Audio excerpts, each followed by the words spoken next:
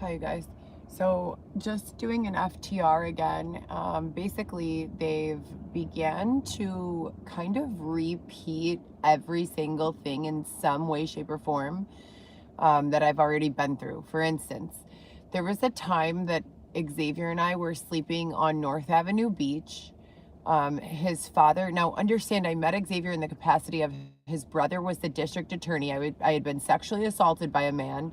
My vehicle, a Cadillac CTS, had been stolen and sold at auto auction.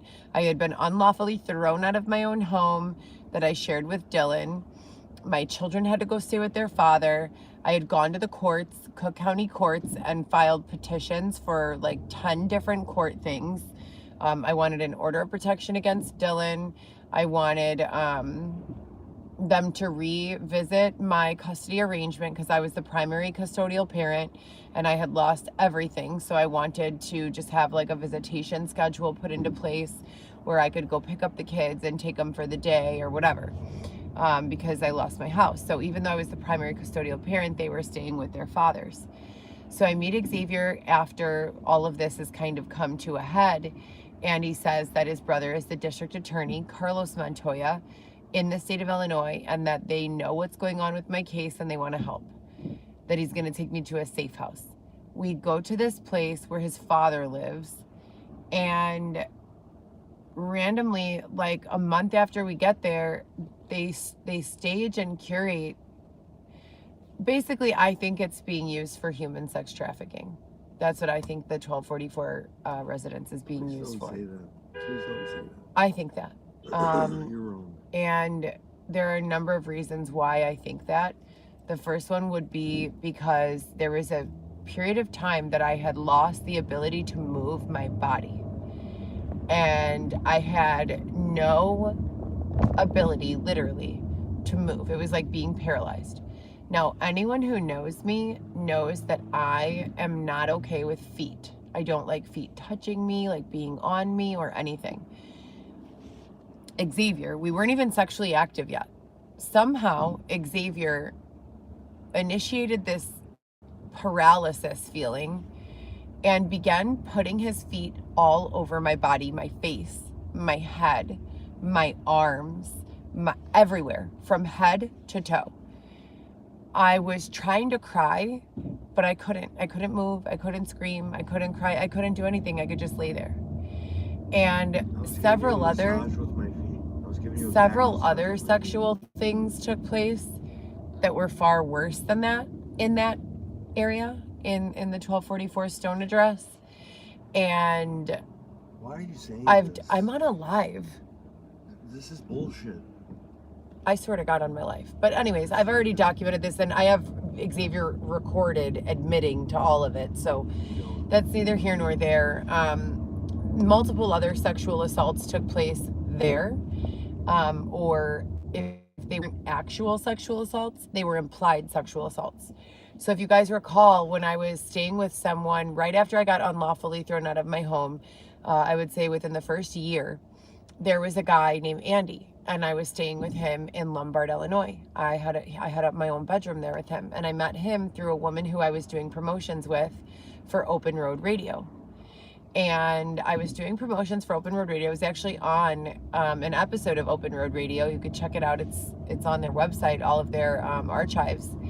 And I was doing this episode on Open Road Radio, and the lady who hired me was like, you know, you can stay with me for a while, but I know this guy who is a mechanic. He's a single guy, just him and his dog, and he's got a 3-bedroom house. You can go there and get your car fixed, because I needed a new water pump or something in the Cadillac.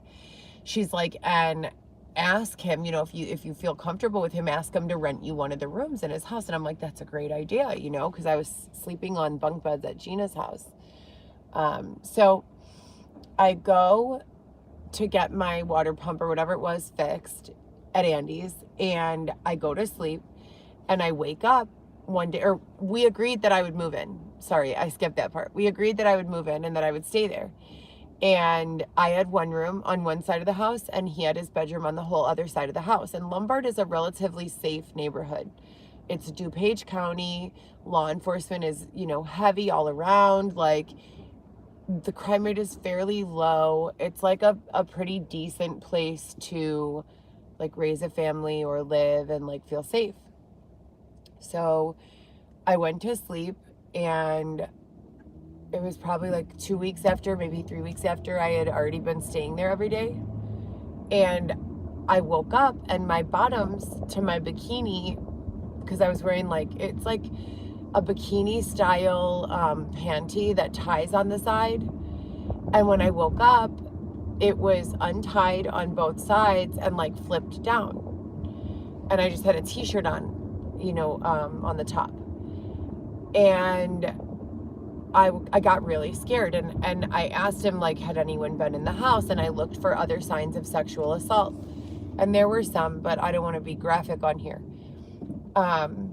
And I got scared, and I went to Lombard Police, and I attempted to file a police report at Elmhurst and Lombard, but instead they accused me of fleeing and eluding, and said that basically going, on my way to where I was going, one day about a week prior, an officer tried to give me a stop sign ticket, followed me to Andy's house, and since allegedly I didn't stop for the ticket, they gave me a fleeing and eluding charge. Went to court, it got thrown away, and that was the end of it. But I still had to bond out for $400 from Lombard Police, and they did nothing about the allegation of sexual assault. No investigation, literally nothing, not a thing.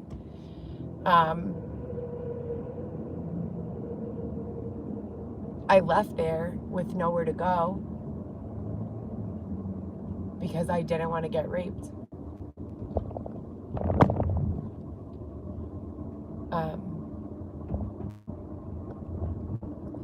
So they started doing things like that to me again with the implied sexual assaults. When I got to Xavier, he told me that his brother, and I had been blatantly sexually assaulted beside that, a guy, I had nowhere, and no way to rest, and they were really assaulting me, like mentally and physically and financially, and I got really sick, and I wasn't okay, and like I had a cold, and I was just exhausted and like looking run down. And this person offered to get me a hotel room, and there was actually a friend of mine who directed me to this meeting place so that he could get me a hotel room at the Comfort Suites in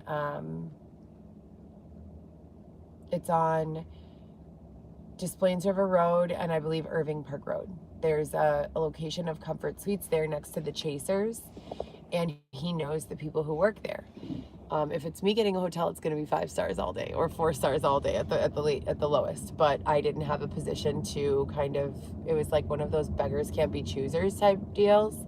I had nowhere to go, and he said he would get me the room. So I was waiting for him at Chasers, and this guy approached me. He was a college basketball player. Finished college, didn't go to the NBA, opened up a business, import-export at O'Hare. Offered me a job in import-export at his business and an apartment. Told me, don't worry, we've got you, everything's gonna be okay, we know what you've been through already, we're here for you, and all of this other stuff. And said he'd get me a hotel room for the night so that I could rest, and that we'd move into the apartment the next day. Just me, not him, just me alone. And he raped me. He, by force, took off my clothing and raped me. And no one helped me. And there's recorded audio, and no one prosecuted, and no one asked me any information or anything. They wouldn't even investigate. So that's 2 occurrences of, not including what happened at the Stone Street address, possibly 3 occurrences of implied sexual assault. There were other times when I would be sleeping and I would wake up with what appeared to be like lubrication in my panties. Lubrication, like white, milky lubrication. I don't have erotic dreams. I don't have orgasms in my sleep. To go to bed, in clean panties and pajamas and then wake up with that in your underwear, it's terrifying. And when I started calling law enforcement is when they started accusing me of being crazy. And this has been ongoing for 6 years now. So now it's starting again. They're breaking into my apartment. They're stealing from me. They stole a Bluetooth speaker. They stole a memory foam pillow. They stole, and this is before my post doing the FTR saying that I got an apartment in Edgewater. I did that because they had already broken in. And I feel like the people who usually protect us, maybe they lost us or something, because it's been like 6 to 9 months and it's just been nonstop harassment, shit talking, bullying, very similar to what, as I've said a million times, YouTube has record of all of this. The AI knows. So when you're posting pictures of tents and teeth and harassing me in the comments, that's liability for every platform and every person. This is 6 years and counting of me going live saying bullying is not acceptable, harassing is not acceptable, stalking, whether online or in person, is not acceptable. A YouTube, you don't have to be here. No one's forcing you to watch. Just comments about me to hurt my feelings or make me cry, that is illegal in this country and in this state. So please prosecute the people who are doing that. Now, with regards to Weston's situation, we've been attending all of the visits regularly 3 times a week. And then every once in a while, this caseworker who doesn't have a college education and has somehow been a DCFS caseworker for 21 years, but has no ability to communicate without using slang words, derogatory words, misleading information, misleading accusations, etc., and so forth. This woman has been given the power and authority to mistreat myself or Xavier or both of us all the time and whenever she decides.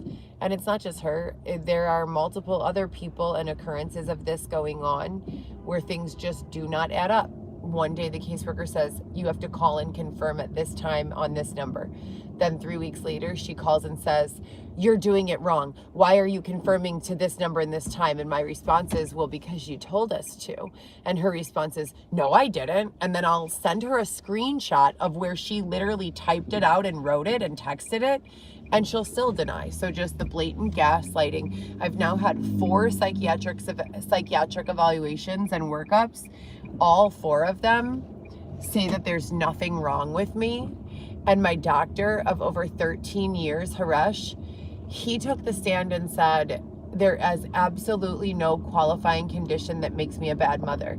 The PTSD and anxiety that I have does not prevent me from being a mother to my children, and that what they're doing is unlawful. So there's been 0 progress made. We're just doing the same 3 visits per week that we've always been doing since Weston was unlawfully taken in the first place. In addition to that, these little girl stalkers are real. Like, it looks like they staff Nordstrom like every 2 days with a new team.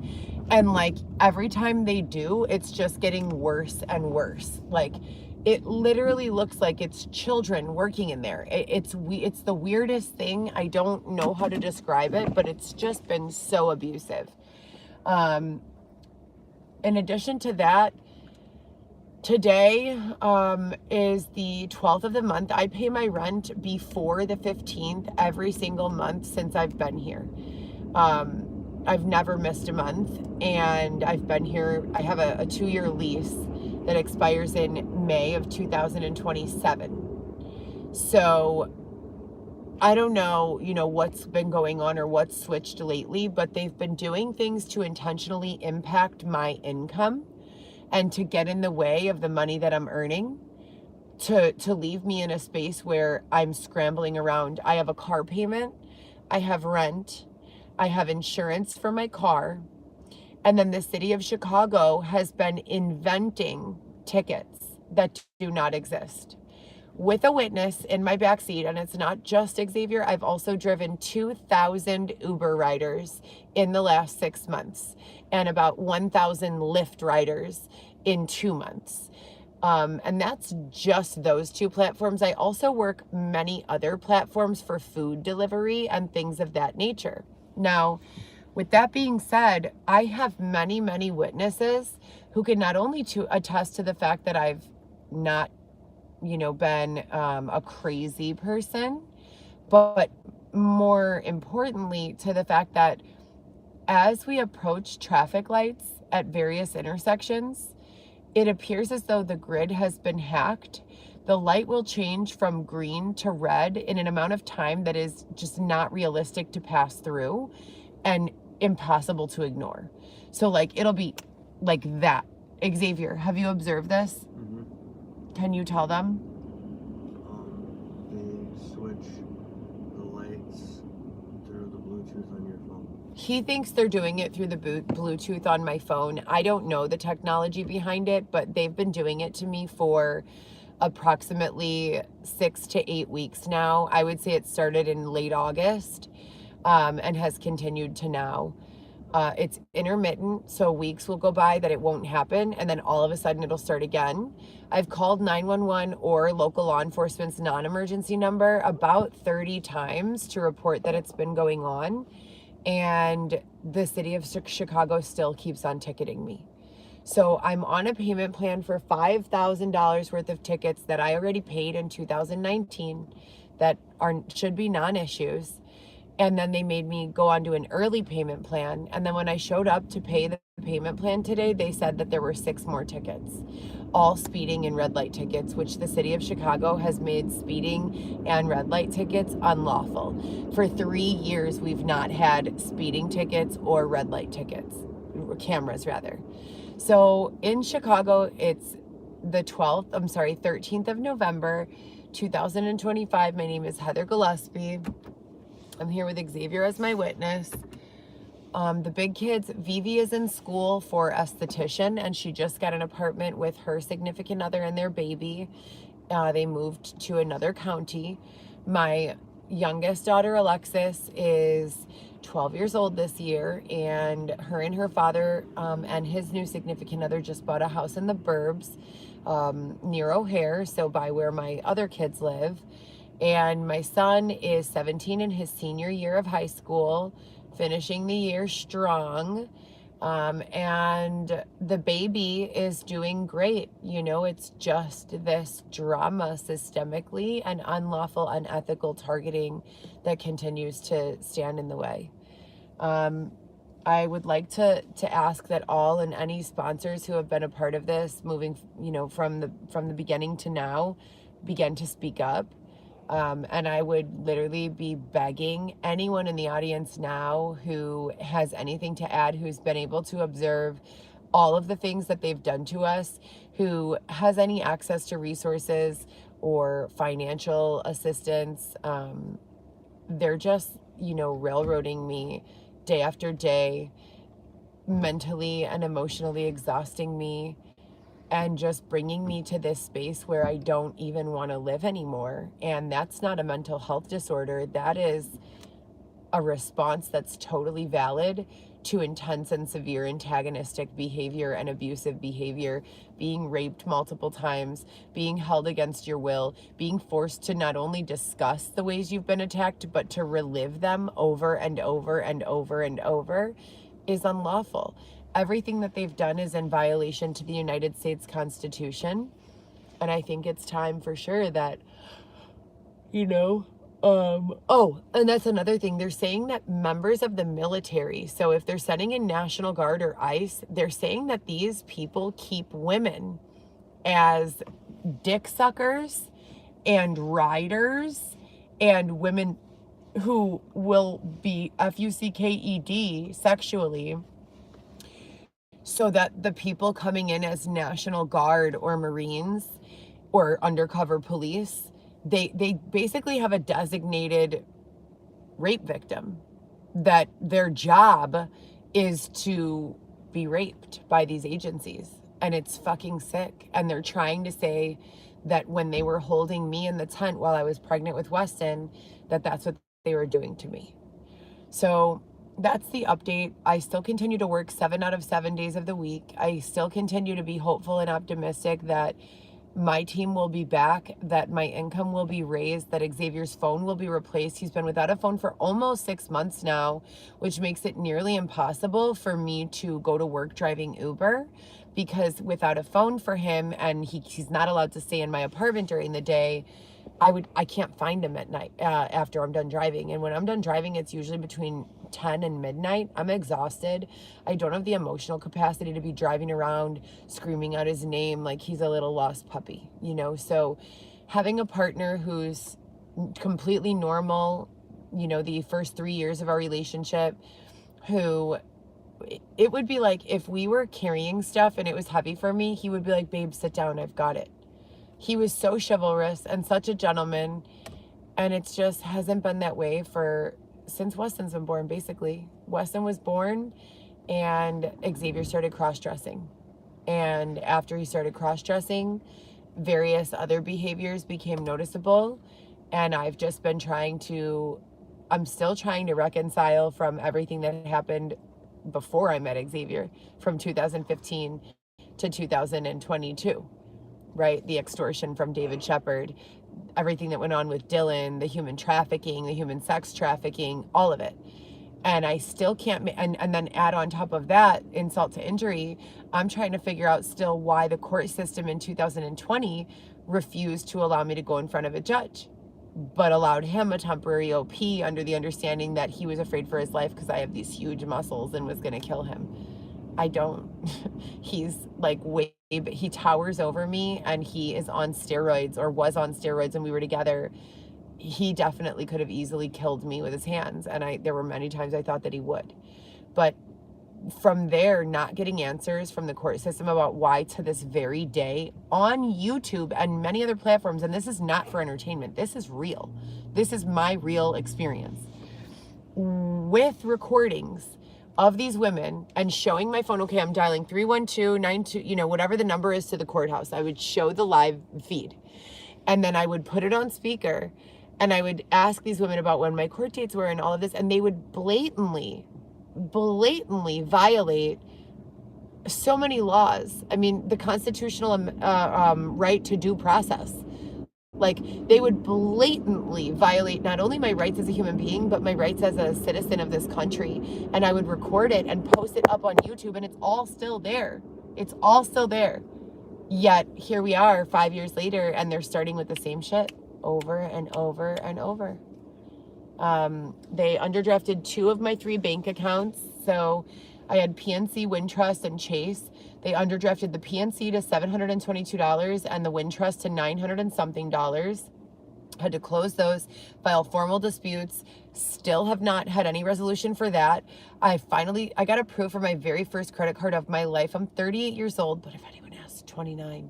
And my Botox lady and I are committed to 29, so we're definitely not going to be aging past 29 aesthetically. But real time, I'm 38, and so I know a little bit about life and about how to, you know, behave myself, etc., and so forth. And none of those rules that I've learned about life are applicable in this weird, fucked up existence. Like, this fold of reality should be shut down, should be incinerated. People don't have morals or values or ethics. They break in, they steal stuff, they poop in my toilet and don't flush. Like, who does that? Who the fuck does that? It's sick. So I don't know, you know, everything was getting better with regards to stability, with regards to the agency DCFS being held accountable. They were forcing them to do the right things. Those staff were treating us with respect. We were getting our visits. We were doing what we were supposed to be doing, and things were moving forward. And I'm very concerned. And I have contacted my lawyer probably 20 times in the last 2 months, because things have just been getting worse and worse. But I have to go do a full shift. I need to get in a full leg day. I've had 2 days of weightlifting in the last 3. So I probably won't be able to get to the gym today because it's 5 and, you know, they've been playing games with my schedule all day. I find that anytime the city gets taken over by low-life bums, that's usually when everything I have to do starts going off track. And you'll be able to recognize this because you'll drive down the street. If you know anything about cars or clothes or things of that nature, all of the status symbols of wealth and respect are missing. And it's nothing but Aldi's bags and crackheads roaming all around the city. And that is when all the bad things begin to happen in my life. So if there's anyone out there that knows how to fix this glitch in the matrix, I would be incredibly happy to accommodate you with a meal or a little cash or some other way that I could repay you for your assistance to get Xavier and I and my family and anyone else who's not a total piece of shit to safety and out of this whatever the fuck is going on here, because it's not safe and it's not fun and it doesn't feel good, and we're just trying to like make ends meet and rebuild our lives. So that's about it for me. I love you guys. I hope you're having a great day, and if you're not having a great day, I hope